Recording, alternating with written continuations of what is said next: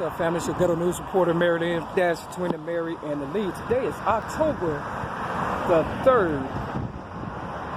The year is 2019, so they say. I'm outside of the iconic Mustard Seed AA meeting that not only railroaded me once, but twice out of my establishment because they wanted this gay guy by the name of Paris, who even told me he was homeless for about 5 years, to take over, I guess, my position or whatever and stuff. Now, the first time he did it was on Mother's Day, May 8th of 2016. The second time he did it was like in 2018. You understand what I'm saying? Now, on May 8th of 2016, I was in here. They had made me homeless after May 31st, 2008 because they wanted my AA legacy because I am the originator of AA.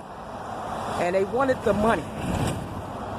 And my people accumulated a lot of money. And what they do, they get the most popular person and camouflage behind them and drain them of all their energy, resources, ideals, and then play it off as if they are crazy once they railroad them and lie on them and say, you know, like they did me May 31st of 2008 and said that, you know, I disarmed a police officer on Clark and Devon, which I did not. I'm in Chicago because Chicago is my land. But, you know, infiltrators such as white people and people from all around the world have infiltrated, you know, my continent, America. And everybody wants to blame America for their downfall when it's the people that we fed that attacked us, the Americans. My name is not Mary for nothing. You know, my mother knew what she was doing. Now, I was abused as a child, and they, you know, knew it would take me a long time to figure out some stuff. So they got Paris, who was homeless, a young black gay guy, to start trouble with me. And as a result, when they took me to the police station not too far from here, I'm at 507 West North Avenue on Cleveland and North Avenue. And I told them my name is Mary-L Davis. The police got mad and had me sleeping on the floor for Mother's Day. And then they transferred me to the Cook County Jail on May 9th and put me on the psych ward, and the doctors did all kind of things to, you know, try to discredit my sobriety, which is Christmas of 1997. You understand? I have over 2 decades of sobriety, and they wanted me to relapse. But the only person that made me relapse was the doctors. You understand what I'm saying? See, they building their kingdom around me and my people's, you know, hard work and dedication. After we fed them, you know, white people and gay guys and all that. See, they got this St. Michael's Church over there, and they be harvesting organs and things of that nature. So I'm kind of glad I'm not a member any longer with AA, because they got plans for these new motherfuckers that want to be, you know, a part of an organization. See, when I came through, it was a little love. Now it's just thievery. You understand what I'm saying? Real talk. And the doctors, once they got me on the psych ward at Cook County Jail, you know, they ran all kind of, you know, drugs in my food. They, you know, watched me while I took a shower. Not only me, the other residents at the on the psych ward. You understand what I'm saying? And no matter how many times I grieved the incident, they kept ignoring me. But the killing part, when I left here, I had Michael Jordan's basketball cards, which was worth a lot of money. You understand what I'm saying? I had my original Streetwise card, which is worth a lot of money. And the police that they called, you know, May 8th of 2016, they robbed me. So by the time I got on the psych ward, it made it seem as though I didn't have as much money as I had, because I had a Social Security check for about $700 that I didn't cash. And then I had a few dollars in cash. And even one of the members know that I had some money. But by the time, you know, I asked for my money to buy something off the psych ward while I was on there from commissary, they said I ain't had no money. And they thought, sure, that would work for me to go off. Because I had about, if you count the Michael Jordan basketball cards and the cash and the check, it was about, I don't know how much Michael Jordan's cards was worth, but they was worth a lot of money. And I didn't get them back, so they robbed me, the police. See what they do, they get people about these AA meetings. I now call them Atheist Anonymous meetings. And they pick the ones that's worth something and they railroad them, and the next thing you know, you going to jail.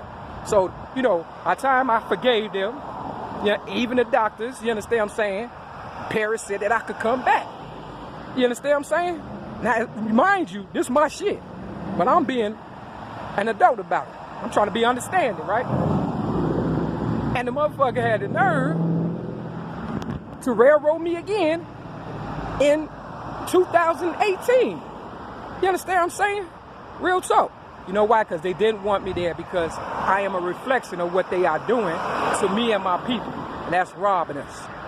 You understand what I'm saying? So they got their new group, and this new guy by the name of James R. that came up with a song, I Can Recover. So they trying to recover all the money that my people worked hard for. You understand what I'm saying? Because mind you, I've never gotten paid for my rap legacy or, you know, my AA money and now the rainbow colors. You understand what I'm saying? Real talk. Things that I have come up with. And people that I've helped turned their back on me, and they left me with a crazy check of $771 a month. Imagine that. After 46 years of putting in work and even volunteering my time. You understand what I'm saying? Real talk. You know, when I was on the psych ward, they poisoned my food. They spat in my food. You understand? They did everything to try to get me to go off and restrain me and all that, and I didn't go for it. You understand what I'm saying? But there was some girls out there, you know, on the psych ward that couldn't take it, that was younger and stuff. And one girl, she ran around the psych ward room because they kept messing with her, a black girl. You understand what I'm saying? You know, and she took her clothes off, hoping that the guys wouldn't attack her. And the white guys, COs, they hopped on her like a venom. You understand what I'm saying? When the ladies were supposed to restrain her. Wasn't no ladies restraining that little girl. And because I spoke out, they had one of their people do the same thing. And I was like, you know, get that shit from in front of my door. Real fucking talk. You understand what I'm saying? Because that's what they do. They copy. You understand what I'm saying? So, you know, I went through a lot after they doped me up in 2016. You understand what I'm saying? I almost died. Whatever they gave me. And then they dumped me at Pacific Garden Mission. And thought I would be able to go through withdrawals. And if it wasn't for my Social Security checks piling up in my now closed P.O. box, you understand what I'm saying? I would have probably died. But because I had them checks coming, you understand what I'm saying? I was able to go to a motel in Cicero in Chicago. And, you know, go through withdrawals and pray and things of that nature. But they probably thought I was going to use the money to get high. But I'm worth too much. I'm worth zillions of dollars. Why would I get high? You understand what I'm saying?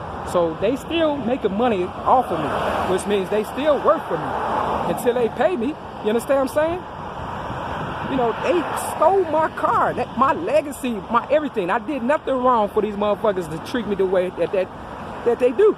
I did nothing wrong. And they taking my money, and right down the street, they tore down the hospital, and they building up some big-ass building, a McDonald's and some other shit. You understand what I'm saying? It's getting ridiculous. You know, anytime you on a psych ward, and the doctor call you a bitch because they mad because you won't go off. Because, see, I've been going through this with doctors since I was a little girl. In my book, Rhymes, Poems, Metaphors, Plus One Song, you know, I laid it out in great detail. And, of course, they made people take it off the street or whatever the case and stuff. People act like they don't know who I am. You understand what I'm saying? But sure enough, You understand what I'm saying? I laid it out how the doctors was coming at me even as a little girl, and I had to get another person to go talk to the psychiatrist or whatever, because they wanted me so bad, because they know that I am the originator of rap. And I've been writing ever since I was 8 years old. But I didn't know the difference between an apple and an orange at the age of 6. You understand what I'm saying? Real talk, God blessed me with all kind of, you understand, understanding it. And they messing with my creative geniuses, and that's why they dope us up and stuff like that. Real talk. That's why they dope us up and suppress us. They do the girls like this, but the guys, they seem to get everything. You understand what I'm saying? I'm worth the most, but I get the least. Imagine that. You understand what I'm saying? So Paris, if you get this video, you was wrong. I almost died because you lied. Not once, but twice. And then you had the nerve to try to show up in court on me, and I beat that shit too. You understand what I'm saying? Real motherfucking talk. You understand what I'm saying? I read Living Sober on the psych ward. And if you read that book, it tells you cannot kick a person out of an AA meeting. You understand what I'm saying? I have given white people books, big books, with my own money. I never poisoned anybody when I made the coffee for over a decade at AA meeting. You understand what I'm saying? But they poisoned my food on the psych ward. They spit in my food. They treated me like shit. And all because, they want to keep my money and hope that I die and they can kill off the rest of my people and things of that nature. But see, God got a funny way of letting them know. If it was about anonymity, the mustard seed name wouldn't be on there. You understand what I'm saying? I don't care if they do cover it with a tree. In 1989, Bill W. came out with a movie. You understand what I'm saying? Said, my name is Bill W. After I gave or showed my ex-girlfriend, Donna Marie Evans, the Italian Stallion, my dope rap. Afterwards. You understand what I'm saying? But they talk about anonymity.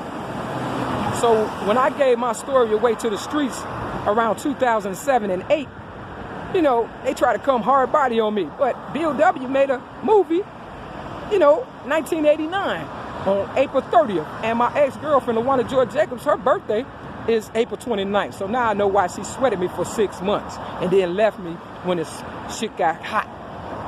So it's my dope rap that came up with the mustard seed, AA meetings, and things of that nature. But because gangbangers thought I was stupid, you understand what I'm saying? They thought they could just, hang behind me and, launder their money. I don't care about the dope money. All I care about is the AA money, the rap money, the rainbow money, and everything else that I generate. So let me see if I can do this dope rap on here.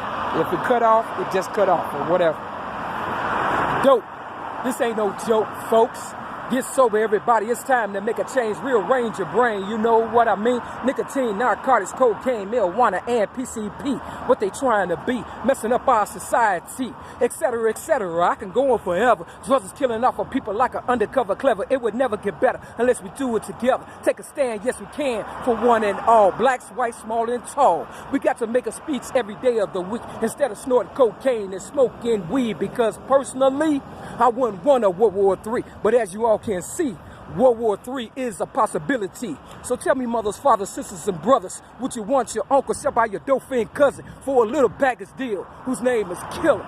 And that's for real. It's a bitter situation, yes indeed it is. But as I said, my friends, it's getting big. So please listen to these lyrics that I say to you, because drugs is no exception to its rule. Only obsession to take what you have. Family, gold, and cold cash. It's like an incurable disease that we do not need. AIDS by itself is a misery.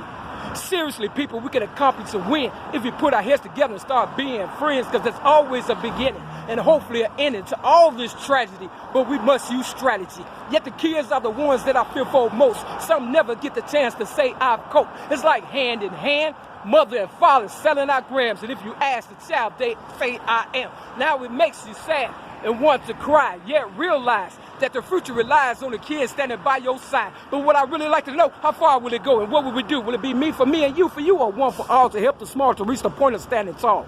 That's all. This is going to lose 40 maybe. That's MARY-L33. Peace.